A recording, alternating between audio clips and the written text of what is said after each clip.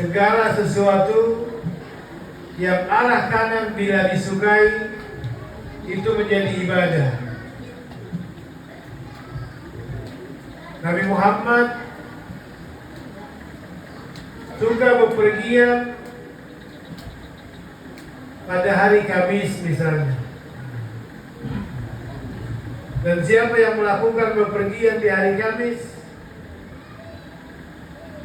sebagai bentuk kesukaannya kepada Nabi besar Muhammad,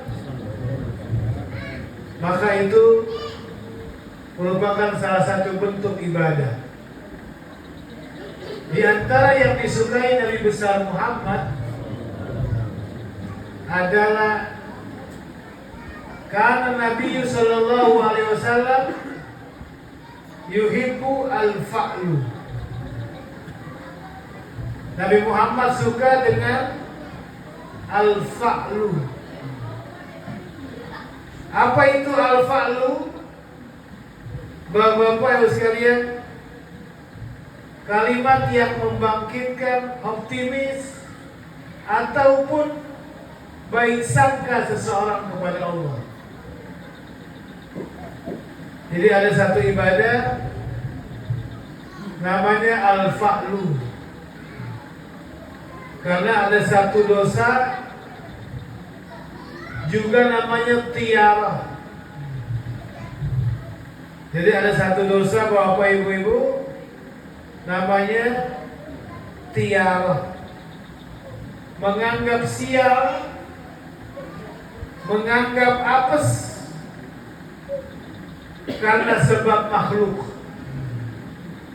Menganggap sial atau menganggap apes karena sebab makhluk.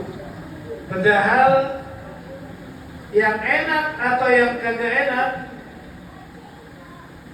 yang untung atau yang apes, dua-duanya asal mulanya bukan berasal dari makhluk. Yang apes dan yang enak semuanya dua-duanya bukan berasal dari makhluk, tapi berasal dari mana? Dari takdir Allah, sang penentu dan pencipta takdir. Jadi orang yang suka mengkambing hitamkan, ya, di zaman sekarang banyak, ya, padahal kambing gak semuanya hitam.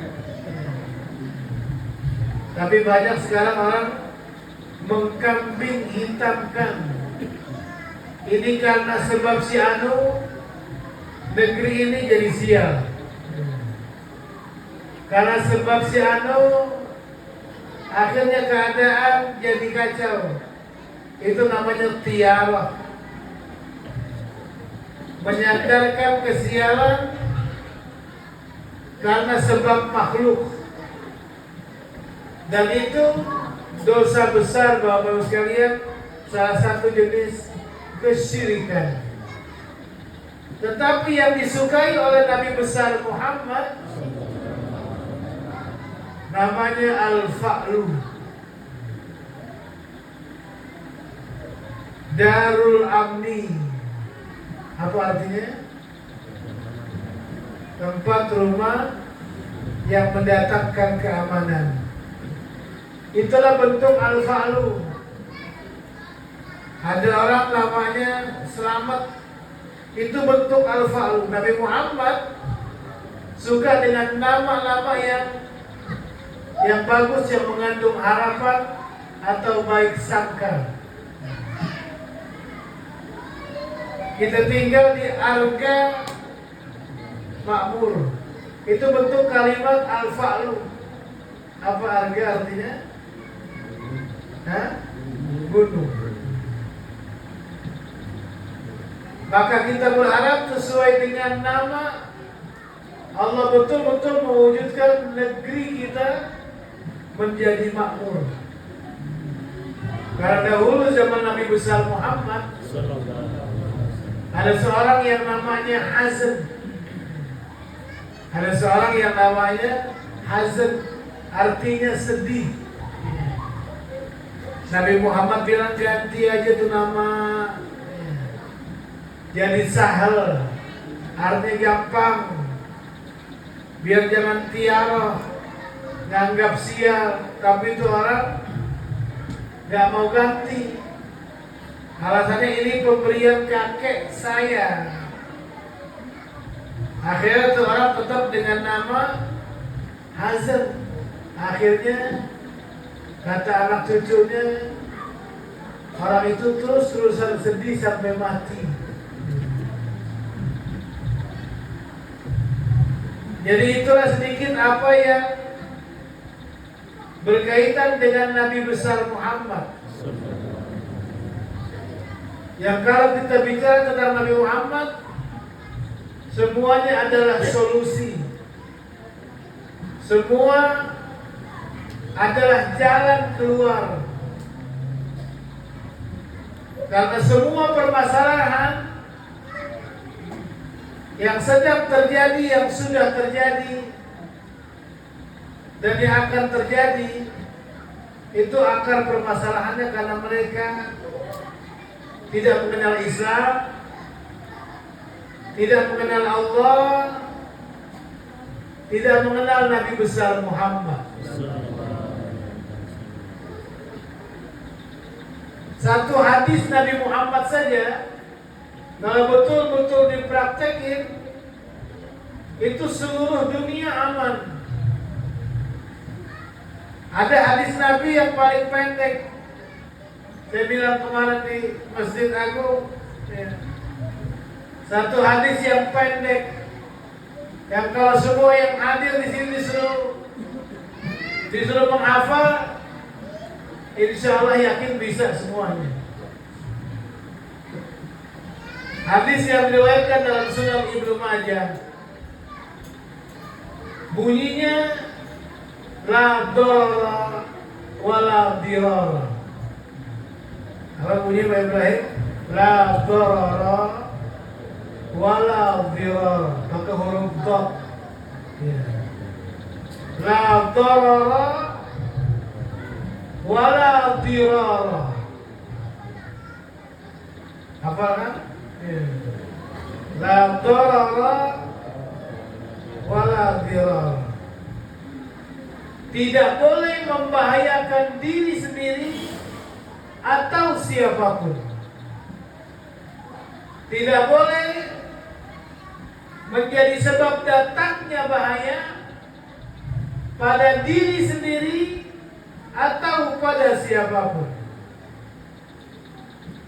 Jadi kalau hadis ini dipraktekkan sama seluruh umat Islam,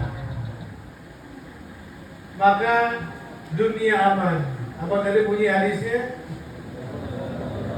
La darara wala dirara. Tidak boleh mendatangkan bahaya pada diri sendiri atau pada siapapun. Bahkan di dalam surah Al-An'am ayat ke-151 itu Allah secara tegas, wajtanibul fawahisha ma zahara minha wa ma batan. Jadi kalau tadi tidak boleh apa tadi? Membahayakan diri sendiri atau orang lain.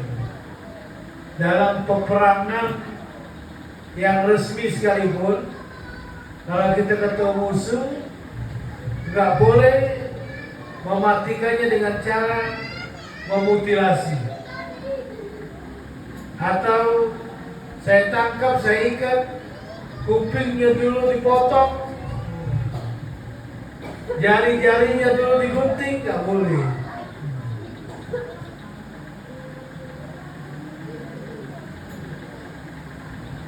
Jadi ketika Allah berfirman wajtanibul fawahisha, biar kita tahu, jadi berbagai macam permasalahan yang terjadi karena umat Islam, khususnya umat Islam, itu belum banyak tahu dengan ajaran Islam, belum banyak kenal dengan Allah dan Nabi besar Muhammad. Kalau hadis tadi itu saja dipraktekin, bahkan dalam Islam semua yang haram, apapun yang dilarang, itu mendekat-dekatinya pun juga dilarang. Bukan cuma dilarang berzina, tapi mendekat-dekati zina juga dilarang.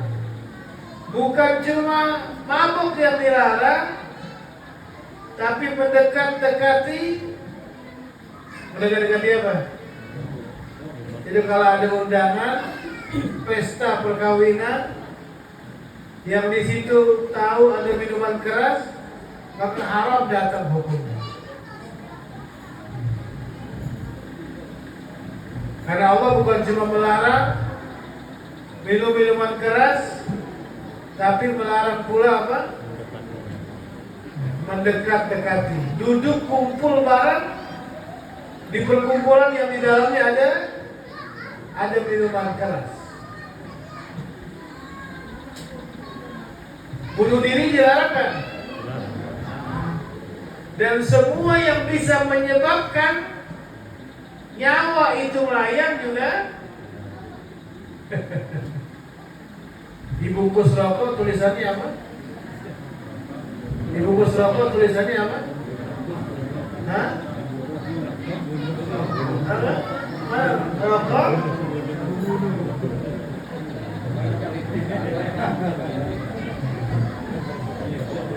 Udah gak ada tulisan rokok menyebabkan kanker jantung, janin, impotensi, itu udah gak ada sekarang.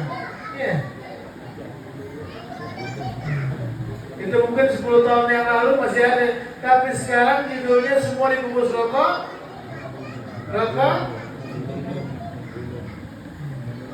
Sudah lebih soleh itu pabrik rokok.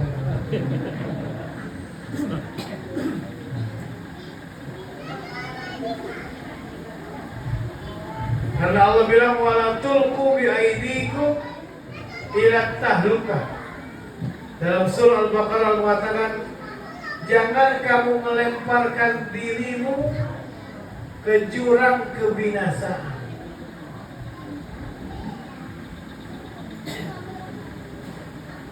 Jadi itulah ajaran Islam yang kita sudah sering hafal ayatnya, yang disebut wa ma arsalnaka illa rahmatan lil alamin. Tidaklah aku mengutus engkau wahai Nabi Muhammad melainkan bisa jadi sebab apa? Rahmat ya, buat seluruh makhluk. Buat seluruh makhluk. Seluruh makhluk apa yang dimaksud? Rahmat buat orang kafir. Yang kedua, rahmat buat orang munafik. Yang ketiga, rahmat buat pendosa. Jadi sekali lagi Bapak Ibu sekalian, ini sekedar pengingat. Intinya kita baru akan tahu siapa itu Nabi besar Muhammad kalau kita sering ngaji. Karena Sayyidatina Aisyah ketika ditanya bagaimana akhlak Nabi Muhammad, Aisyah bilang kana khuluquhul Quran. Akhlaknya Nabi Muhammad adalah Al-Quran. Berarti yang gak bisa baca Quran, dia belum berakhlak. Yang cuma baca Quran tapi cuma baca doang, dia pun belum berakhlak. Karena ada hal yang lebih ngeri yang pernah disampaikan oleh Nabi besar Muhammad, bahwa umatku yang paling banyak menyimpang adalah mereka orang yang cuma hafal Quran tapi punya pemahaman yang salah. Jadi kalau saya tanya, itu para pendemo-pendemo yang merusak sana sini, itu kesimpulannya tuntutan dan keinginan mereka apa? Hah? Ibrahim? Mas Abdan? Iya. Tuntutan dan keinginan para pendemo itu apa? Hah? Intinya apa kesimpulannya? Nuntut apa? Nuntut apa? Keadilan. Nuntut perubahan. Itu kan? Nuntut apa? Nuntut keadilan. Nuntut. Dan itu pun pernah terjadi sejak zaman Nabi besar Muhammad. Nabi Muhammad pun didemo dengan ucapan, kami menuntut keadilan.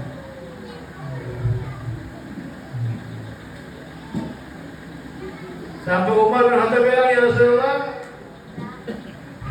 tidakkah sebaiknya kami bunuh orang yang model kayak begini?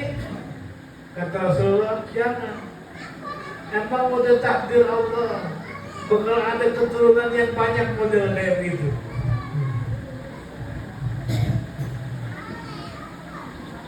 Sekali lagi, apa tuntutan mereka? Menuntut keadilan, menuntut perubahan. Tapi sebagaimana pepatah Arab mengatakan, yang sebagian mengatakan disandarkan dengan ucapannya Abu Bakar Siddiq radhiyallahu anhu.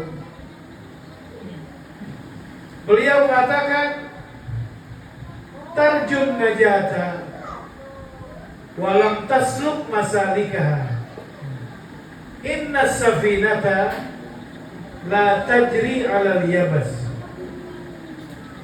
Tarjun najata, ada banyak orang yang kepengen selamat tapi salah jalannya. Tarjun najata walam tasluk masalikaha.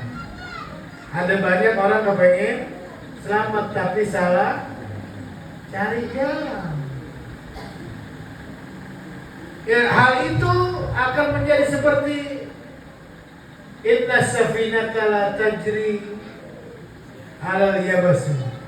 Sesungguhnya yang namanya perahu itu nggak mungkin bisa berjalan kalau cuma di daratan. Banyak orang kepengen perubahan. Banyak orang kepengen keadilan. Orang yang punya istri lebih dari satu sekalipun, ibu-ibu, dengerin kabar gembira buat ibu. Di dalam surah An-Nisa Allah bilang, kamu gak mungkin bisa adil wahai para laki-laki, sekalipun dia ustaz sekalipun. Yang laki-laki saja, walaupun dia soleh gak mungkin bisa adil. Apalagi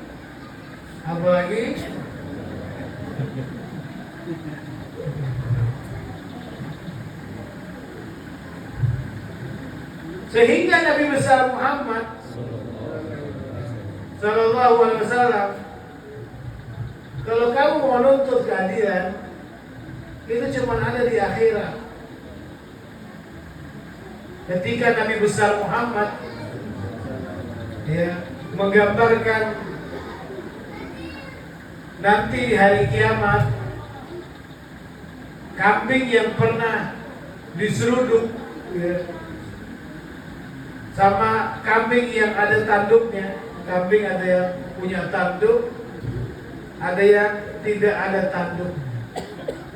Ketika kambing yang nggak punya tanduk diserang sama kambing yang punya tanduk, dan yang nggak punya tanduk nggak bisa ngelawan,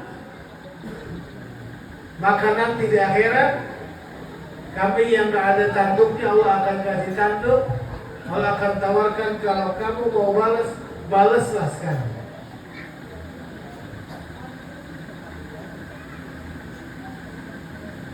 Maka bapak-bapak, ibu-ibu sekalian, jamaah Masjid Darul Amn yang mudah-mudahan di dunia aman, di kuburan aman, di hari kiamat aman, sampai masuk ke dalam surga, nggak perlu mampir lagi ke neraka.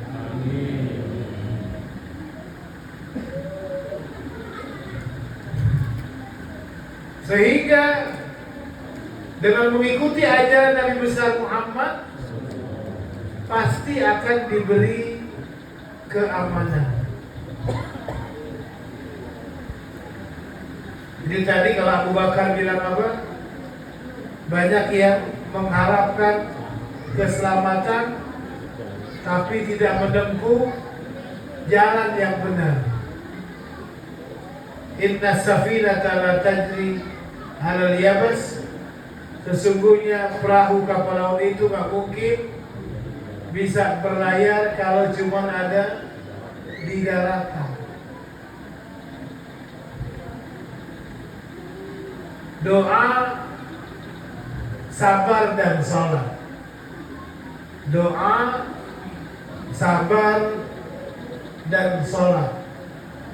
Itulah kunci yang banyak dilupakan oleh sementara kaum muslimin. Doa, sabar dan salat. Dekatlah selalu dengan 3 hal ini. Banyak berdoa. Karena kata siapa? Para sahabat Nabi besar Muhammad, jika aku tahu waktu aku berdoa, doaku akan dikabulkan, maka doaku pasti akan aku panjatkan untuk pemimpinku. Bapak ibu-ibu, siapa yang hari ini sudah mendoain presidennya? Hah? Ibu-ibu, siapa yang hari ini ibu-ibu sudah mendoain presidennya? Ada nggak? Belum jadi orang baik kalau belum mendoain. Itu Nabi Muhammad yang bilang. Dalam Sahih Muslim disebutkan, sebaik-baik masyarakat adalah yang mendoakan pemimpinnya. Sebaik-baik masyarakat adalah yang mendoakan. Jadi kalau mau dibilang baik, mulai nanti pulang doain siapa? Doain. Kenapa ketika ditanya kenapa mendoakan pemimpin? Karena kalau saya ngedoain orang tua, maka dampak imbasnya cuma sedikit. Paling anaknya berapa? 20, cucunya berapa? 30, banyak-banyak 100, seperti anaknya Anas bin Malik. Tapi kalau orang ngedoain kebaikan buat pemimpinnya, dari Sabang sampai Merauke berapa ratus juta?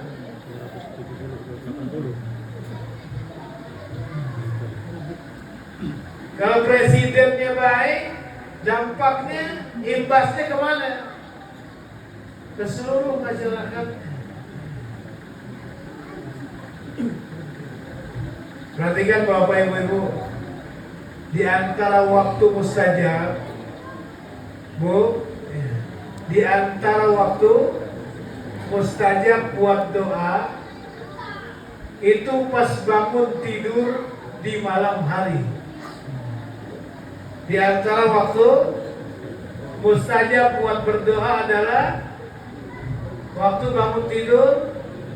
Man ta'ala Minal lail, siapa yang tidur di malam hari terus mendusin, kalau kata orang Jakarta bilang, mendusin apa? Bangun di malam hari. Ibu kalau bangun, maka amalkan cara ini dari Nabi besar Muhammad.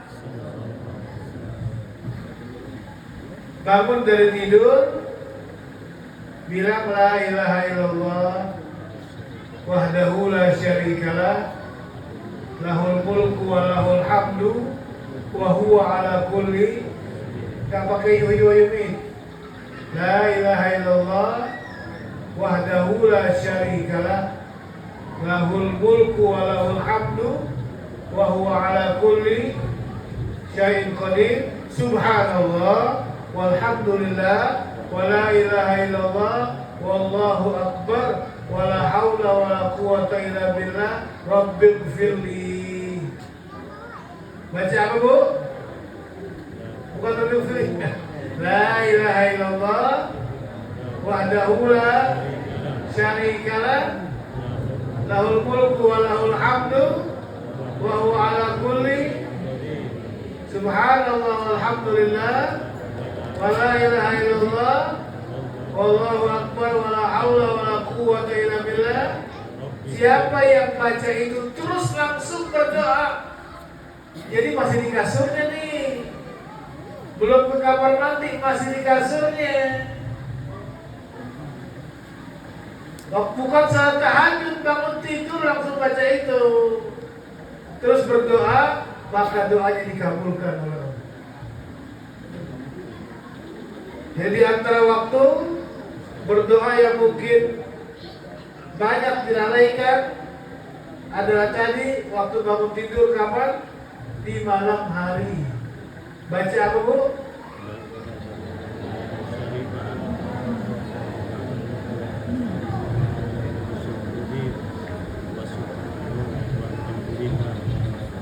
Subhanallah, alhamdulillah, wallahu akbar, wala hawla wala quwata illa billah rabbighfirli. Benar hafal? Ya? Benar hafal? Biasanya kalau sebelum subuh dengar apa? Ya? Kalau sebelum subuh di kampung-kampung dengar apa? Hah? Dengar apa? Kalau dengar suara ayam pun disuruh berdoa sama Nabi besar Muhammad. Di antara waktu disuruh berdoa, idza sami'tum siyahati fas'alullaha min fadli. Kalau kamu dengar suara ayam berkokok, maka berdoalah.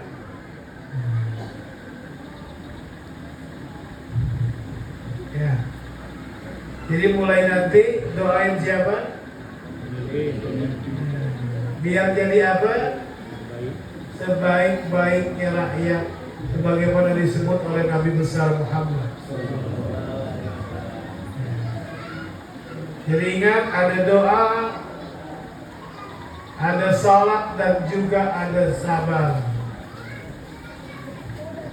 Itulah mungkin, cuman sekali lagi, sebagaimana tadi ayatnya sudah dibacakan, laqad kana lakum fi rasulillahi uswatun hasanatun liman kana yarjullaha wal yawmal akhir wa dzakarallaha katsira. Yang bisa ngikutin ajaran Nabi Muhammad itu kalau dalam dirinya punya 3 kriteria. Hidupnya cuma cari muka Allah, yarjullah, dan percaya dengan hari akhir, dan lisannya selalu apa? Berzikir kepada Allah. Jadi ibu-ibu yang sudah belajar hadrah, ya. Terus kalau sampai di rumah, jangan lupa lisannya sering-sering mengucapkan salawat kepada Nabi besar Muhammad. Sallallahu ala Muhammad, sallallahu alaihi wasallam, sallallahu ala Muhammad, sallallahu alaihi wasallam. Itu ucapan kalimat sederhana, tapi satu kali itu dibalas 10 rahmat. Satu kali baca yang seperti itu minimal 10 dosa diampuni. Satu kali baca yang seperti itu derajat kita lebih ditinggikan oleh Allah. Dan yang lebih hebat, langsung malaikat ngelaporin selawat kita dan dijawab oleh Nabi besar Muhammad. Sedekat-dekatnya suami istri, ada kalanya kalau hubungin dia nggak nyambung karena istri lagi ada di daerah yang nggak ada sinyal, karena istri lagi ada di daerah yang mungkin kendala berbagai macam sehingga sulit untuk dihubungi. Tapi yang salawat kepada Nabi besar Muhammad, mau siang mau malam, di atas gunung, di dalam gua, semua pasti salawatnya apa? Dijawab oleh Nabi besar Muhammad, malaikat yang laporin kepada Nabi besar Muhammad. Bahkan salah satu solusi adalah memperbanyak salawat dan salam kepada Nabi besar Muhammad. Maka Bapak Ibu-ibu, kita kumpul malam hari ini, walaupun tidak banyak yang kita pelajari, karena sekali lagi kalau mau tahu tentang Nabi Muhammad harus belajar Al-Quran dari awal sampai akhir. Maka mudah-mudahan minimal dari awal yang sudah kita pelajari, ya, ingat gak kita udah belajar apa yang dari awal tadi? Dari mulai Nabi Muhammad suka dengan apa? Dengan kanan. Nabi Muhammad suka dengan apa? Al-fa'lu, kata-kata optimis seperti Darul Amni. Nabi Muhammad Sallallahu Alaihi Wasallam adalah rahmat buat seluruh alam, buat orang kafir rahmat, sampai buat pohon-pohonan. Kalau mau pakai akhlak itu dilarang sengaja kencing di pohon yang buahnya dimakan. Itu dilarang kencing di bawah pohon yang apa? Buahnya. Walaupun mungkin Bapak tiap hari kencing di bawah pohon durian, rasanya juga durian gak berubah itu. Hah? Cuma sebagai bentuk rahmat, penghormatan, dia itu makhluk hidup yang semua makhluk bertasbih, berzikir kepada Allah. Sampai kita dimakruhkan kencing di bawah pohon yang seperti itu. Dia bisa banyak yang suka kencing, ya, di bawah, biasanya kencing di pohon apa? Ya. Sawit. Ya. Tapi nggak dimakan sama itu. Sambil numpuk itu sawitnya.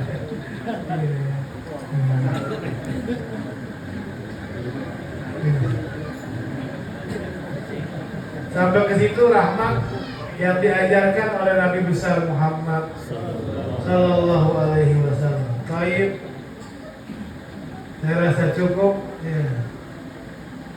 Walaupun sedikit ada yang nempel, ya, itu masih lebih bagus daripada hilang semua.